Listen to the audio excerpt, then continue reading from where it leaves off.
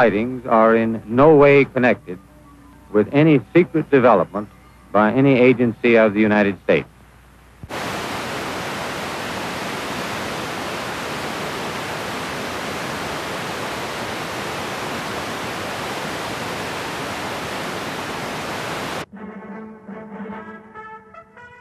Also here in Washington is Stanton Friedman, a physicist who's been involved in nuclear space and research for such companies as General Electric, Westinghouse, and General Motors.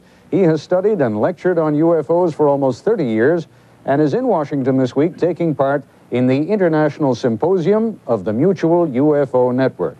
Mr. Friedman, there are books, there are magazine articles, there are television interview programs which have very little time, such as this one. Give it your best shot. If you are seeking to convince the skeptical, what do you point to? I'm seeking to convince the healthy agnostics. The skeptics don't want to listen to the data and my findings. I point to the 2,400 plus landing trace cases, physical changes in the environment collected from 65 countries.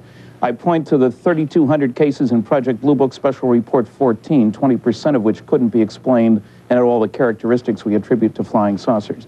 I point to the 3,500 pilot sightings collected by a NASA scientist on the West Coast.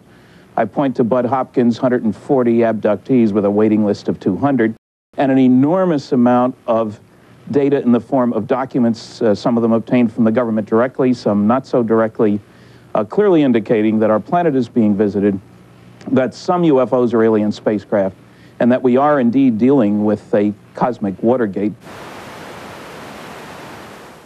There is no way in the world I can tell you everything you always wanted to know about flying saucers in one program or even 5.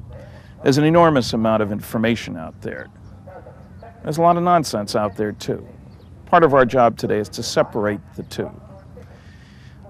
I can't give you all the data. What I can do is sort of take you by the hand and lead you past the evidence that has led me to the conclusions that I've reached after 35 years of study. 4 major conclusions.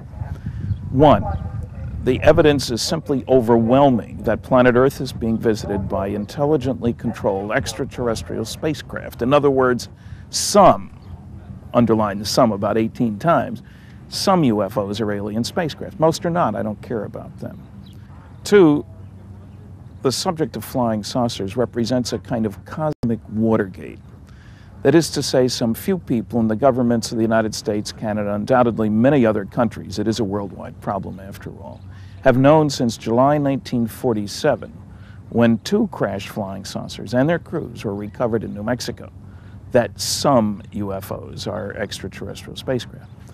3, none of the arguments made by a very small group, very noisy debunkers, skeptics, noisy negativists, whatever you want to call them, against the first 2 conclusions, stand up under careful consideration. Their arguments sound great until you look at the evidence, then they collapse of their own weight. And finally, 4, we're dealing with the biggest story of the millennium. Visits to planet Earth by alien spacecraft, successful cover-up of the best data, the wreckage, the bodies, etc., by the government for more than 46 years. Strong words. By the time we're finished, I think you'll see how I got to them, and perhaps you'll agree with them as well.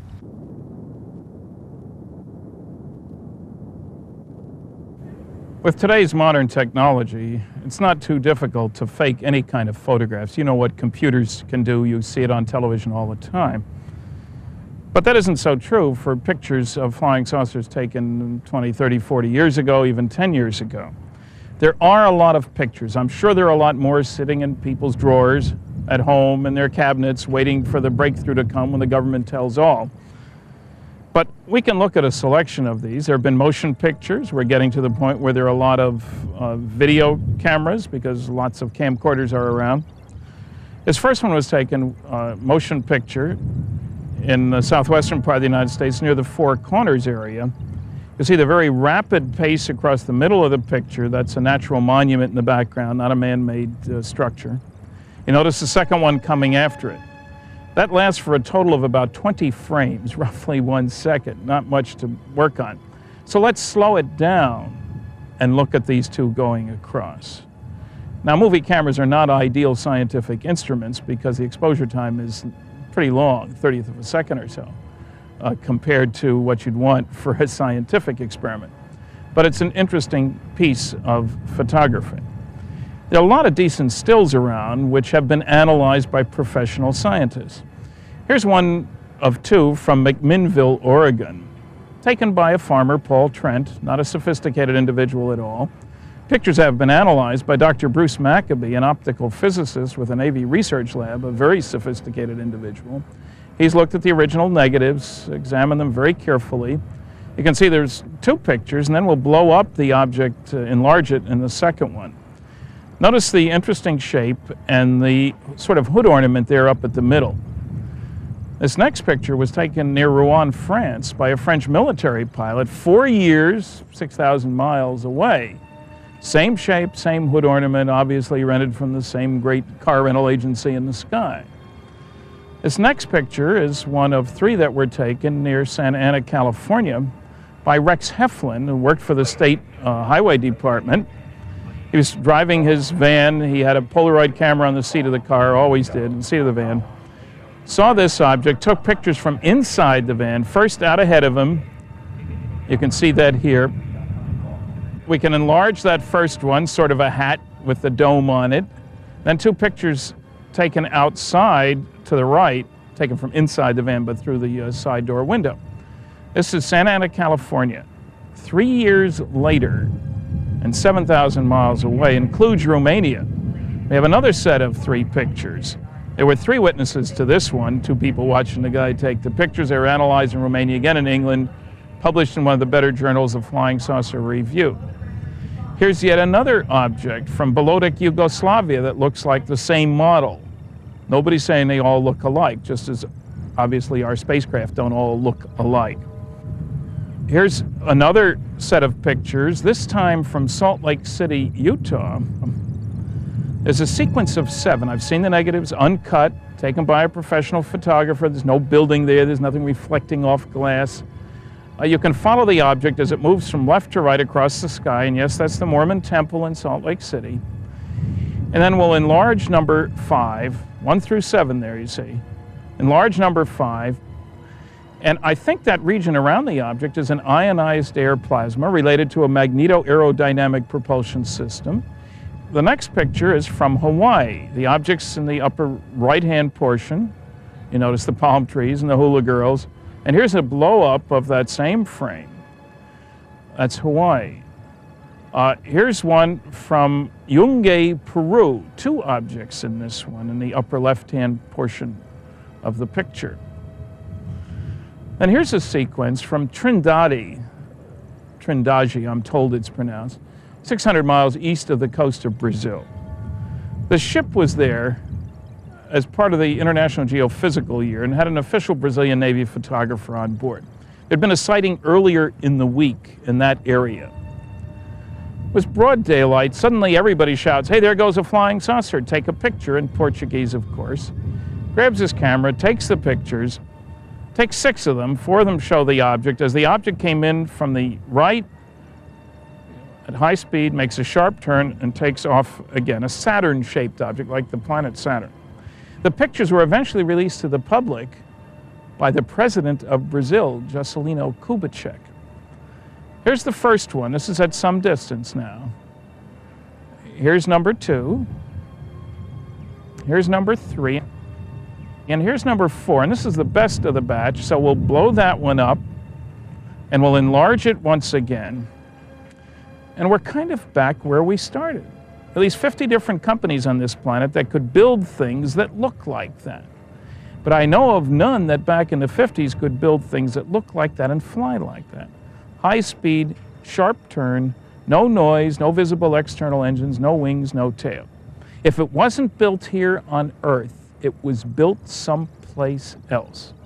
And it's time we did something about it. What I'm trying to do is to make you aware of the overwhelming evidence that some UFOs are extraterrestrial spacecraft. To remind you of something you already know, that is to say we all do have something in common on this planet. We're all Earthlings. And also to demonstrate that we're dealing with a cosmic Watergate. We've been able to explain them as hoaxes, as erroneously identified friendly aircraft, as meteorological or electronic phenomena, or as light aberrations. However, there have been a certain percentage of this volume of reports that have been made by credible observers of relatively incredible things. My first reaction was, Polaroid? It's got to be real. I mean, how do you fake a Polaroid? And that's what had me convinced to go ahead and put it in the paper right away.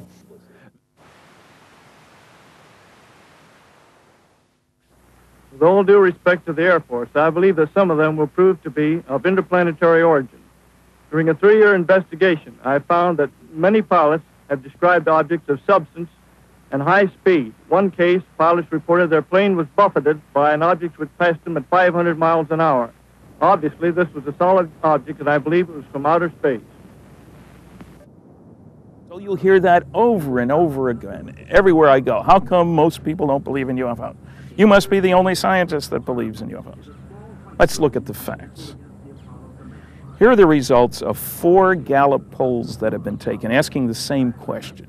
Do you think UFOs are real, imaginary, or you're not sure? Even back in the mid-60s, before we'd been to the moon, the believers outnumbered non-believers 1.5 to 1. In the late 70s, it was better than 2 to 1 believers over non-believers. Now, admittedly, sometimes the data's been sort of misrepresented because they leave out the not sure types. I remember a newspaper headline that said only 46% believe in UFOs, implying that 54% did not. The fact was only 29% did not. The rest couldn't make up their mind one way or another.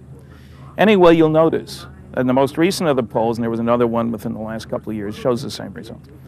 The believers still outnumber the non-believers by 1.5 to 1. Now, every politician would like odds like that at the election. Now, a skeptic might say at this point, hey, I know why that is. That's because all those supermarket tabloids have convinced people that there's something to flying saucers. Right? Wrong. That's a testable hypothesis. If it were true that it was the influence of the crazy stories in the tabloids, then presumably the greater the education, the less likely to believe in flying saucers, because I think it's fair to expect that people with more education are going to be less influenced by the tabloids. Well, if you look at the bottom of this information, the bottom part of this story, you'll see quite the reverse. Now, admittedly, for adults, and this is all adults now, it's not children, adults with only a grade school education, the non-believers slightly outnumber the believers. Getting a high school diploma makes believers over non-believers 2 to 1. And with a college background, it's almost 3 to 1. Simple conclusion, the better the education, the greater the education of the individual, the more likely to believe in flying saucers.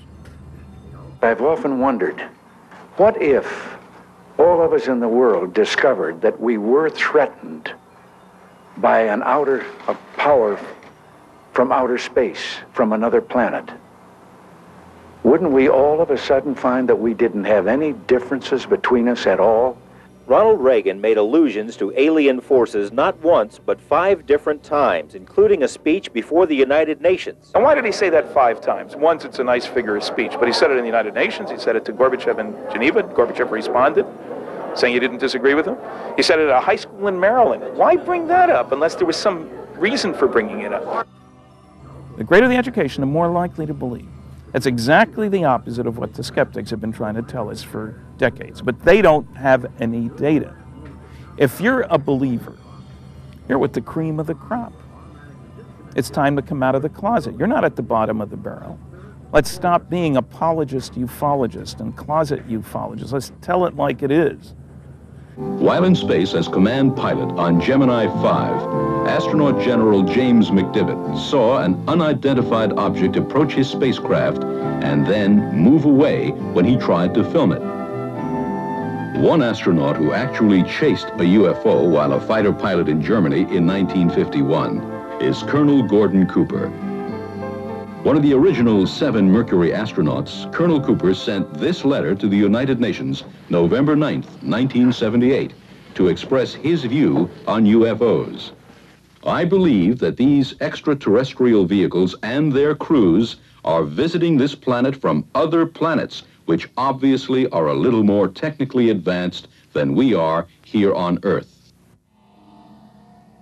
Incidentally, a poll taken of engineers and scientists involved in research and development activities, twice no less, shows that 2/3 of those who expressed an opinion said they're real too. So you're in very good company. As a presidential candidate, Jimmy Carter vowed to completely open the government's UFO files because Carter said he had seen one himself. In 1977, there were hints in national magazines that disturbing revelations were about to be made by the president. They never were. And Carter didn't open the files. We wrote to ask him why, and were told Carter is too busy for any interviews. In the early days, the arguments were all along the lines, first of all, what people claim to have observed is obviously impossible, so they couldn't have observed it. Now, let's understand, that's backwards science. The observations are real, whether you understand them or not is beside the point. I mean, the sun has been fusioning, that's how it produces its energy, for 5 billion years. We figured out how it worked in 1937. Does anybody want to suggest because we didn't know how it worked that it wasn't working? That's nonsense. That's not science. Now, the list of its impossibles has shrunk as we've accomplished those objectives over the last 4 decades or so, many by work that's you can see here. But there are 2 arguments that are still being made, technological arguments.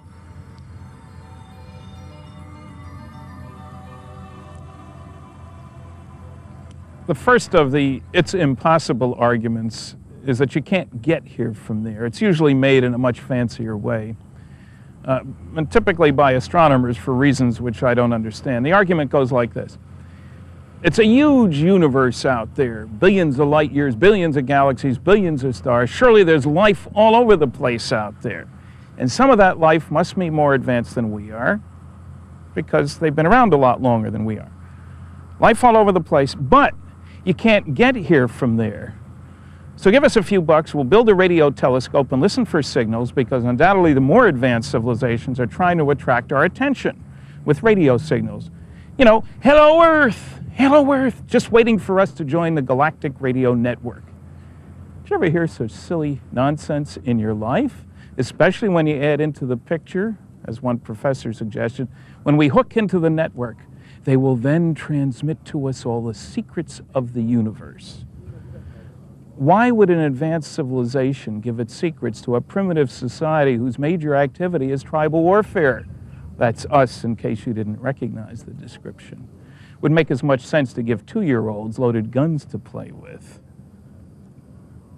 Now, you can't get here from there. Right? Wrong. Now, we can go to the scientific record. There have been loads of papers published, and what a track record it is for the astronomy community. Back in 1903, a great American astronomer, Simon Newcomb, October 1903, published a paper in which he showed that the only way man would ever fly would be with the help of a lighter-than-air vehicle, a balloon. That was 2 months before the Wright brothers' first flight. When he heard about the flight, his comment was, well, maybe a pilot, but they'll certainly never carry any passengers. We know how right he was. Another great astronomer in the 20s said that, proved, mathematical equations, that it would be impossible ever to give anything sufficient energy to get it into orbit around the Earth. You don't have to look far around here to know how wrong that was. Yeah, we're getting some really spectacular video downlink from the Payload Bay cameras. You guys are just passed over Hudson Bay, we believe, and I guess we're seeing a lot of cloud patterns over Hudson Bay. Just before that, we're seeing large bodies of water. My favorite, though, is a Canadian astronomer, Dr. Campbell. 1941, he was sick and tired of all this science fiction stuff about going to the moon. So he did a scientific paper in which he tried to calculate the required initial launch weight of a rocket, just a chemical rocket, which is what all these are, able to get a man to the moon and back. That's a legitimate question. How big would it have to be? Pages of equations. Bottom line, the required initial launch weight of a chemical rocket able to get a man to the moon and back would be 1 million tons. Now, even for me, that's too big.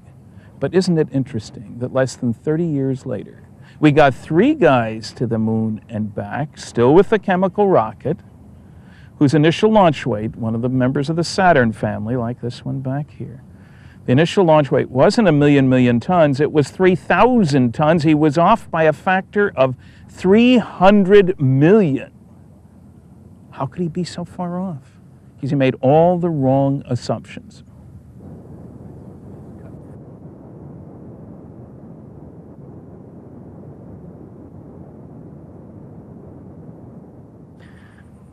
How could such a respected academic professor be so far off in his calculations? He wasn't the first, and he certainly won't be the last. His problem was that he made all the wrong assumptions because he didn't know anything about space travel. That's what aeronautical engineers are for. For example, he assumed a single-stage rocket. None of our manned space launches have been done with single-stage rockets. 2, 3 stages, more like it. Saves a lot on weight. He assumed a limit of 1g acceleration for the rocket. Now, certainly we can all stand 1g, but the astronauts who get on these babies sometimes are subjected to 5, 6, or 7 Gs. The escape tower on the old Apollo spacecraft and the Mercury and so forth, if the astronauts had to come off the rocket real quick because there was a problem down below, they would have to take 13 Gs. Without damage either, it was expected. That makes an enormous difference. He assumed he launched straight up. Well, as anybody comes here knows, you bend over pretty quick, you launch to the east, you do a lot of cosmic freeloading. Another example of freeloading, something we do on all our deep space shots, incidentally, it's not a bad word, is he assumed, quite correctly, that when you came back to Earth from the moon, you would, of course, have to slow down. I mean, that goes without saying. You're going 25,000 miles an hour. That's not a good landing speed. But he assumed the only way you could do that would be to turn the rocket around and fire the retro rocket to slow you down. But, of course, every pound of propellant you use at the end had to be launched from the Earth at the beginning, slowed down at the moon, launched from the moon, most of it slowed down back here. And it takes at least 10 pounds of propellant per pound of payload to move it through each of these steps. What do? We get smart instead of powerful. We say the atmosphere is already here. Let's use it. We convert the problem from brute force into hitting the atmosphere at just the proper angle. If you come in too steep, you dig a big hole in the ground. Not a good way to make a landing. If you come in too shallow, you go right on by the Earth. That's not a good way to get home either. But if you do things properly, you come down, and it doesn't take any propellant at the end of the trip. So he was far off, no question about that. But can you get here from there or not?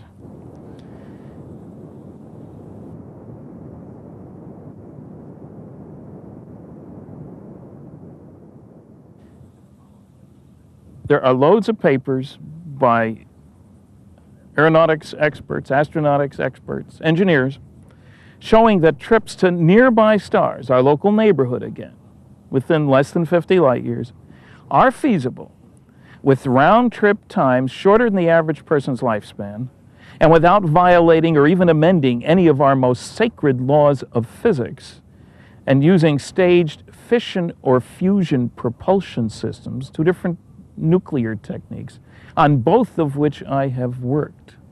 I said staged again, you notice. Now, some people might think, uh-oh, here comes the science fiction. Got to have science fiction and flying saucers, right? Wrong. There really were nuclear rocket programs. I've worked on both fission and fusion. The NRX-A6 nuclear rocket reactor propulsion system, reactor's only about this big, had a power level of 1,100 megawatts, half the power of Grand Coulee Dam. I worked for Westinghouse on that one. That was preceded, incidentally, just to surprise you a little more, aircraft nuclear propulsion systems in the late 50s. We successfully operated jet engines on nuclear power. Nuclear ramjets in the mid-60s successfully operated nuclear power on the ground. Now, the fission program was the largest, and we had a whole bunch of different systems that we tested. Here's the Phoebus 2B. Los Alamos built these, a whole series of them. Very similar to the NRX-A6, a little larger, maybe this big. The most powerful one had a power level of 4,400 megawatts. That's twice the power of the old Grand Coulee Dam, this big. Now, this isn't Walt Disney now in a science fiction movie. This is reality. That ran, and these pictures were taken from a long distance away. You don't want to be close to one of these things when they're operating. That's nuclear fission. Yes, it's the same energy conversion process that's used in nuclear-powered submarines, aircraft carriers, cruisers. There's over 300 nuclear-powered ships out there. They won't take you into space.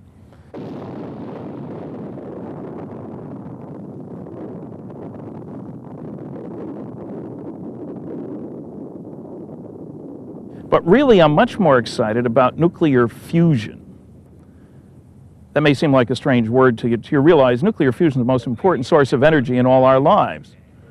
The sun up there is not a mass of burning gas, no oilmen up there. The sun is a fusion factory. That's the process that produces the energy. Now, it's true that indeed H-bombs involve fusion as well. That's controlled fusion, but for a very short period of time. Anyway, back in the early 60s, I worked on nuclear fusion propulsion systems. Government-sponsored contract. We didn't test hardware like the fission rockets. But give the program, oh, I don't know, $60 billion in 20 years, you'd have man-rated, very exciting deep space fusion propulsion systems. What's the big deal about fusion? Well, there are two big deals. One is if you use the right stuff in the right way, you can kick particles out the back end of a fusion rocket, only in space now, that have 10 million times as much energy per particle as they can get in one of these chemical rockets. On a miles per gallon basis, surely fusion is the way to go. In addition, the stuff you use to kick out the back end, isotopes of hydrogen and helium, which just happen to be the two lightest and most abundant substances in the universe. Wherever you go, the gas stations may be closed, but you're going to find hydrogen and helium. So we Earthlings already know how to get to the stars. It's a political choice. Do we want to spend the money? I'm not saying we should, but we don't need new laws of physics. Just one heck of a lot of good engineering, such as went into this, and courage.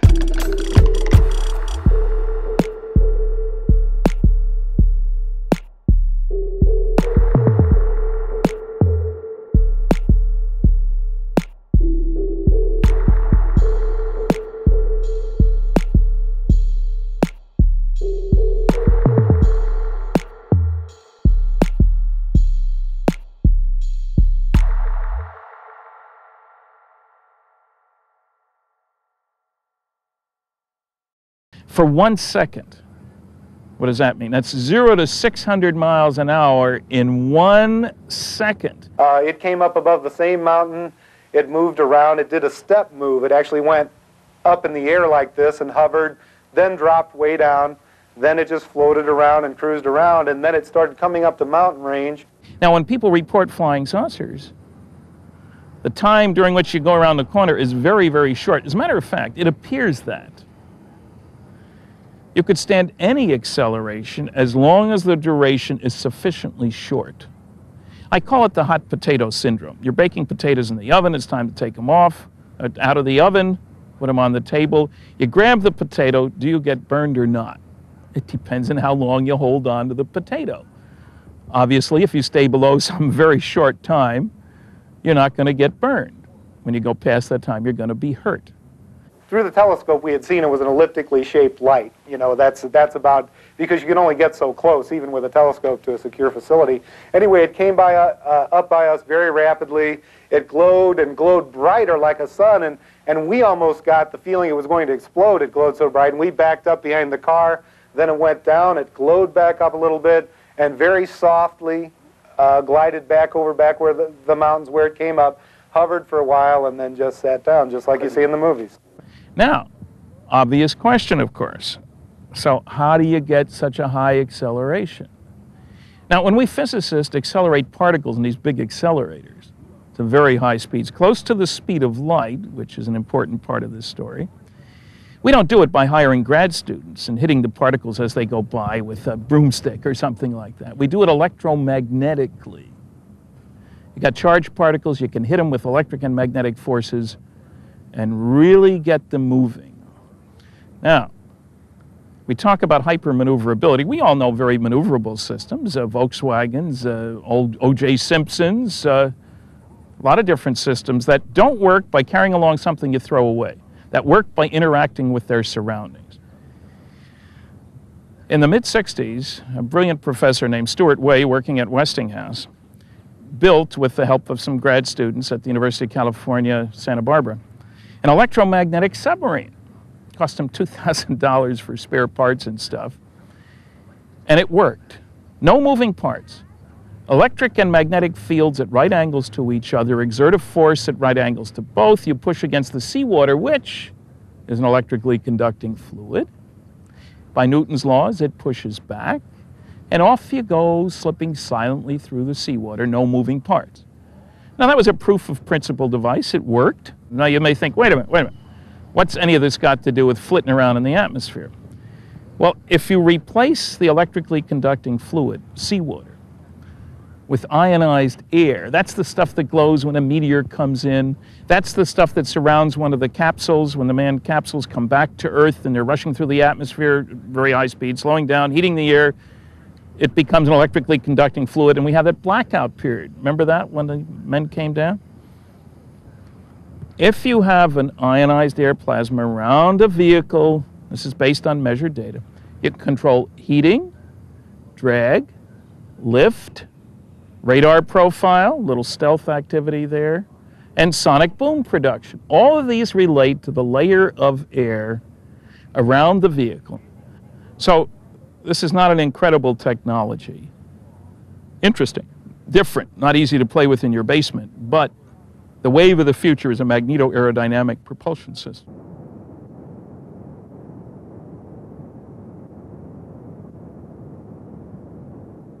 The evidence is overwhelming that responsible, respectable Earthlings, people whose testimony you'd like on your side in a court of law, have indeed on many occasions observed not only saucers sitting on or near the ground, but saucers accompanied by critters, creatures, little guys, whatever you want to call them. I don't mean once or twice. There's a guy in Missouri named Ted Phillips who over the last couple of decades has collected more than 4,400 physical trace cases from 65 countries. These are cases where the saucer is seen on or near the ground, and after it leaves, one finds physical changes, the equivalent of burn circles, burn rings, Landiger marks, swirled vegetation. I don't mean these crop circles, that's a whole other business. Directly associated with the presence of a real craft. And frankly, after you read your first 200 cases, it's dull. The same thing keeps happening all over the world. In 24% of those cases, over 1,000, reports are made of creatures associated with the craft. There's a humanoid study group of the Mutual UFO Network, the world's largest respectable UFO group. And they've collected more than 3,000 reports of humanoids. Abduction researchers, and I know a number of professionals who cumulatively have examined well over 1,000 abduction cases. Some of them involving several people at the same time, some of them involving the same people abducted repeatedly over a period of many years. Now, here's a typical physical trace case. This is on the Johnson farm in Delphos, Kansas. Ronnie Johnson, age 16, finishing his chores for the evening, getting ready to go in for dinner, looks up, and here's this glowing mushroom-shaped object sitting a foot or two off the ground, brilliantly lit. Not light bulbs, but just glowing. So bright he could barely see. You know how you get blinded by bright lights? He's standing there, kind of petrified, and frankly, he was paralyzed. He couldn't move, neither could his dog, so it wasn't psychological. He's standing there, and this thing suddenly takes off. It just clears the shed, whose shadow you can see in the picture, and it moves off slowly in the sky. He dashes into the house, 250 feet. I've been on the farm. Tries to tell his parents about this flying saucer that he'd just seen. Naturally, they laughed. They didn't believe him. Naturally, he got angry. You don't have to believe me. You go out and see it for yourself. And they did go out, and they did see it. Then, with a little more effort, he convinced them to go back to the place on their farm where this saucer had been sitting on or near the ground. They get out there, and they see this glowing ring of soil. The bottom of the tree was glowing. A board was glowing. This is really weird. Mother reaches down, touches the glowing ring of soil, picks up her hand. Her fingers go numb. Can't take pulses at the rest of them where she works as a nurse for the next couple of weeks. They're kind of concerned about this. They take pictures. They call the sheriff's office. The sheriff comes out the next day, takes soil samples. They're worrying about radioactivity. The soil wasn't radioactive. A reporter for the local paper, the Delphos Republican, picks up on the story because it's on the sheriff's file. This article appears in the story, in the paper, and a month later, Ted Phillips, this guy in Missouri who collects all these physical trace cases, gets sent a copy of the article. He checks with the sheriff. Yeah, I know the Johnson family for years. They're fine people. Ted decides to go out there. It'd been a month. There'd been rain. There'd been snow that had melted, but might be worth looking at. He gets out there. Everything is mud except for the dry ring of soil. Mud on the inside, mud on the outside, but the ring is dry.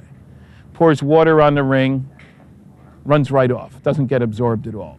Took a whole bunch of samples, both in the ring soil, the ring's roughly 10 feet in diameter, and in the inside and outside the ring, in the control samples. He ran tests. First, he ran a seed germination test. The ring soil wouldn't grow anything. The normal soil, the seeds germinated fine. He ran a moisture absorption test. You can see that here. That's water sitting on the dirt. It's not plastic. It's not glue. It's water. The stuff won't absorb moisture.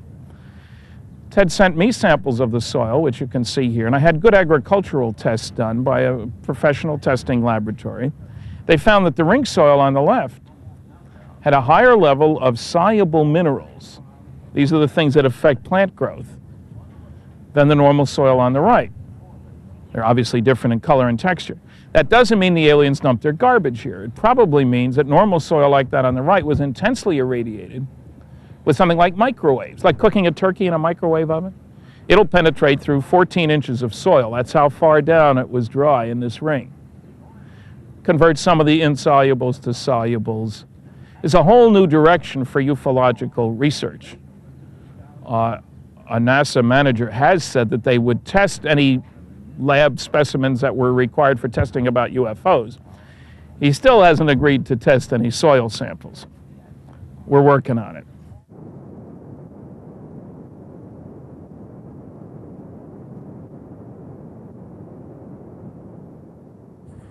We're here at the Astronaut Hall of Fame, and behind me you can see a mock-up of the shuttle.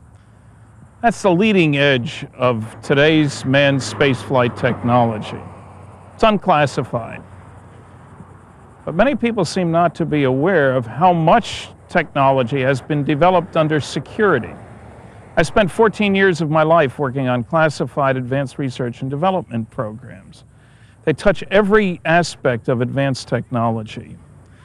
And not only are there classified programs whose existence is known but whose details are classified, but there are also what are known as black programs, black budget items. These are items that are funded somehow without congressional oversight. How big are these programs? A Pulitzer Prize-winning author named Tim Weiner has written an exciting, extremely well-documented book, Blank Check, the Pentagon's Black Budget. He makes a convincing case that the annual black budget, not under congressional control, has been running about $35 billion. About half for technology, stealth fighters, stealth aircraft, and Lord knows what else, and about half for intelligence. And certainly the intelligence community is involved with flying saucers. That's been true from the beginning. Let me give you some demonstrations of that. A group of us called Citizens Against UFO Secrecy, back in the late 70s, went after the CIA, everybody's favorite target, of course.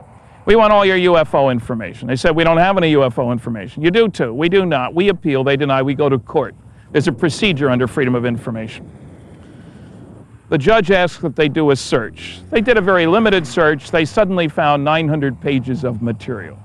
Not terribly exciting, none of it above secret. I've been to 15 different government archives. Loads of top secret stuff has been declassified. Lots hasn't as well. Anyway, more important than the 900 pages of information was a list of 57 documents which they found dealing with UFOs, but that came from other agencies, and so they couldn't release them. Everybody and his brother was collecting data about flying saucers. The CIA, of course, was, but the OSI, the DIA, the ONI, FBI, Department of State, most interesting, were 18 documents from the National Security Agency. Now, they only give dates. We don't know what's in the documents. So we file a Freedom of Information request with the National Security Agency. And I have to understand, they're the big boys on the block. They spend about $10 billion a year of that black budget. It's a good name for it. And they employ, according to the Washington Post, 160,000 people. And yet half the people in my lecture audiences have never heard of the NSA. No such agency is the inside joke. Anyway, we've dutifully filed a Freedom of Information request with the NSA. We want these 18 documents as listed by the CIA. We get a page-and-a-half letter back saying we can't give anybody anything. Public law prevents us from releasing any information about sources and methods of intelligence. We say we don't want sources and methods, just the UFO data. We can't give you anything. We appeal. They deny. We go to court. The judge asks that they do a search. Now, we only knew about 18 NSA UFO documents. They come back to the judge. He says, how many documents did you find, gentlemen? 239, Your Honor. From 18 to 239. But 79 of those documents originate with other agencies. We can't release them. Interestingly enough, 23 of those documents were from the CIA but hadn't been found by the CIA when they did their search. Okay, that's fine. That leaves 160 NSA UFO documents. We'll take those. We can't give you anything, you guys. They said, gentlemen, you don't seem to understand. We're talking national security here. We can't give you anything. We're going around in circles. So we tried a legal ploy that had been done before in other cases. We asked that they submit the documents to Judge Gerhard Giselle, the federal court judge, so that he could determine whether they are properly invoking national security. They absolutely refused to show him any of the documents. However, they provided him with a 21-page top secret plus affidavit justifying the withholding. He saw it in camera, that is in his chambers with a special clearance. Naturally, our lawyer didn't get to see that affidavit. The judge was so impressed with that he ruled in their favor they should not release their 156 UFO documents, that the public interest in disclosure, he said, was far outweighed by the potential danger to the security of the United States should this information be released. National security and flying saucers. We appealed to the Federal Court of Appeals. They have oral and written hearings. The judges normally take 2 months to make their decision. They were shown the same 21-page top secret plus affidavit. And they agreed with the lower court. Supreme Court wouldn't hear the case. We filed a Freedom of Information request for the 21-page top secret plus affidavit, and eventually we got it. And we expected some censorship in it, and there was. And as one turns the pages, one begins to see that almost all of it is blacked out. About 75 to 80% of that document has been blacked out. Now, the judge saw it clean. We didn't. And no, it's not illegal for them to do that. National security is one of the exemptions from freedom of information. Anybody who says no government agency is withholding UFO information simply isn't telling the truth. Now, there's a footnote to the story. I had naturally filed with the CIA for their 23 UFO documents as discovered by the NSA when they did their search. Now, they're supposed to respond in 10 working days. It took them 35 months to respond. I suppose that means they worked 10 minutes a day, I don't know. But when they did respond, they agreed to release 9 of those 23 documents. I was excited until I looked at them. They were press abstracts of Eastern European newspaper articles about flying saucers, which the Russians had the day they were published. Their own 14 documents they refused to release. They tried to discourage me from appealing. I appealed anyway. 2 years later, they responded to my appeal. They agreed to release tiny portions of 3 of the documents. Now, this is a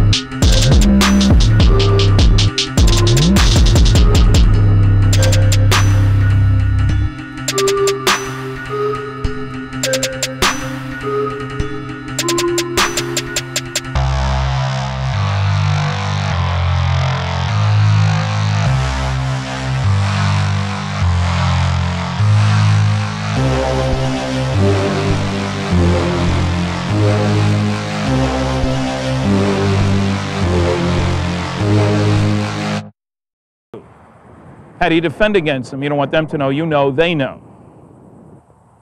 The third problem is the big one, the political problem. If there were to be an announcement tomorrow by highly trusted individuals saying, indeed, some UFOs are alien spacecraft, what would happen? I think church attendance would go up, mental hospital admissions would go up, stock market would go down, but I think the biggest thing that would happen is an immediate push on the part of the younger generation, never alive when there wasn't a space program, for a whole new view of ourselves, indeed, as Earthlings, instead of Americans, Chinese, Russian, Cuban, whatever. And there's the rub. I know of no government on this planet that wants its citizens to owe their primary allegiance to the planet instead of that individual government. Nationalism is the only game in town. Just look around. Fourth reason, certain religious groups have said this is all the work of the devil. There are no other living beings out there anywhere. A fifth reason is economic discombobulation. If an announcement were to be made that indeed some UFOs are alien spacecraft, no matter how carefully, a lot of people would think that soon there'd be new methods of ground transport, air transport, communications, agriculture, energy production, you name it. What does that do to the stock market? Who are the winners? Who are the losers? It's a tough transition. Just look at Eastern Europe right now.